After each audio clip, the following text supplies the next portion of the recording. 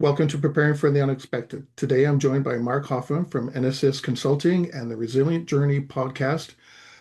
Mark, welcome to the show. Thank Today, you, Alex. today I'd like to talk to you about a recent article that was published on WeForum about artificial intelligence and disaster response. Now, they Mhm. talked how it can be used, AI can be used to help with our disaster response. Do you have any comments on how we can leverage AI? Well, I spoke about this back in October at the CRT and DEMCON conference. And we looked into this a little bit as using AI as a tool that just helps across the entire incident life cycle. Uh, for example, CAL FIRE right now is using an AI system in California, and they have like almost 1,100 cameras that flag ignitions. They also monitor wind direction and wind speed and geolocation and things like that. And they alert first responders to fires before the traditional method, which used to be somebody would see a fire and then they would call 911. And we're seeing significant improvement in response time. As a matter of fact, one of the things that they like to sort of tout as a success story for them is there was a fire that started about 20 after 5 one morning. And I think it was like 45 minutes later before the first 911 call came in. And by the time that call came in, crews were already on scene and were already dealing with the fire, and they were able to contain that fire to just a quarter of an acre. So the idea here is, yeah, I mean, we can be using AI for these things, uh, and starting off with predictive analytics, and then also becoming aware much quicker when an incident occurs. So we can leverage AI not just to predict direction of fires or proactively identify that there is one, but we could potentially use that to um, identify where our resources need to go and where we can focus them to have a better response, like you said, right? Yeah, you're right. I think before the incident, AI can help with the forecasting of hazards and different things like that. But during the events, for sure, real-time detection, decision support, triaging, uh, optimizing routes, resources, and things like that. Absolutely, because, you know, here's the thing about these types of incidents. People tend to think that it's predictive and then responsive. But the reality of it is it's predictive, it's responsive, but within that response circle or cycle, there needs to be more predictive analytics. And that's where this can help by saying, look, based on what we're seeing, the fire is big in this area, the wind direction is this way. It might be a good idea to get, resources up in that area, just as an example. And there are a lot of other examples of organizations, provinces in Canada, and other states that are using it for other tools too, not just firefighting. Can AI be leveraged for disaster response within communities themselves to proactively use it so they can identify if they're in danger? They don't have to wait for a phone call from, a state or provincial representative saying, get out. Communities can leverage this too, right? Yeah, I mean, we're talking in theory, and in theory, the answer is yes. Let's look at some practicality here, though, for a moment. Municipalities, like other organizations as well, struggle with budget. They struggle with resources, particularly smaller communities.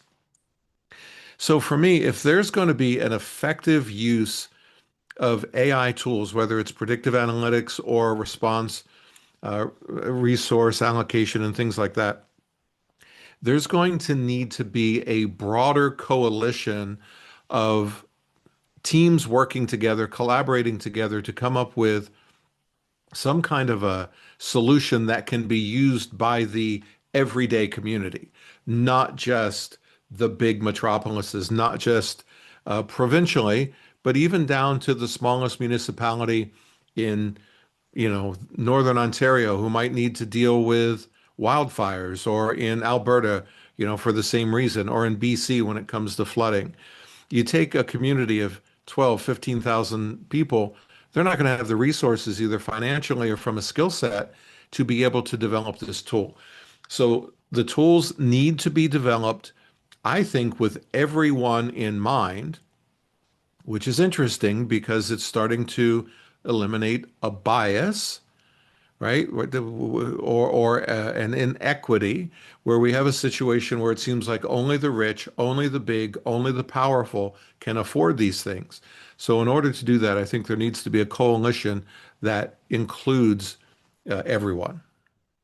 And then when it is, hopefully it is developed, we can then leverage that to not just focus our resources and responses locally, a fire going one direction, but also across various jurisdictions.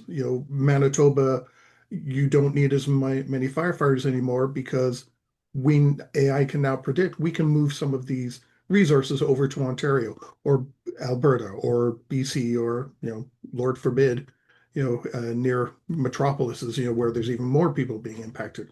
We could combine Right. all of this so that we could actually have a national response rather than just a localized response.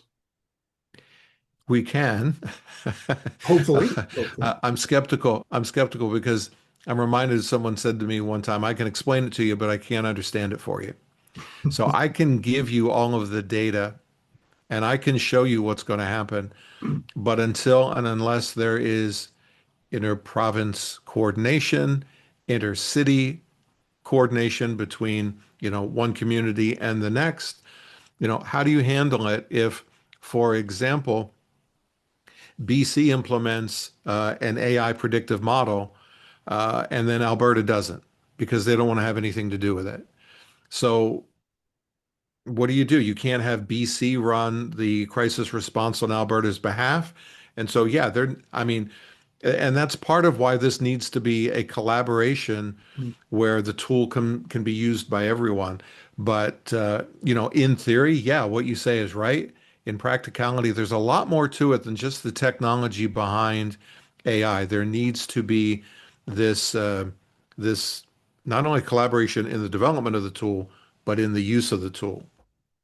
Like a bit of a mindset shift, a collaborative mind shift to bring this all together, not just focusing on one little area.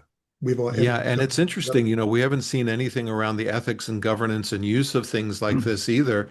And so it kind of makes you wonder, I don't know, and I'm not saying this is the right thing, but it just kind of makes you wonder, is this federally appointed, right? That if the tool is available, that each province will use it. I don't even know. I mean, that could open up, a whole other can of worms.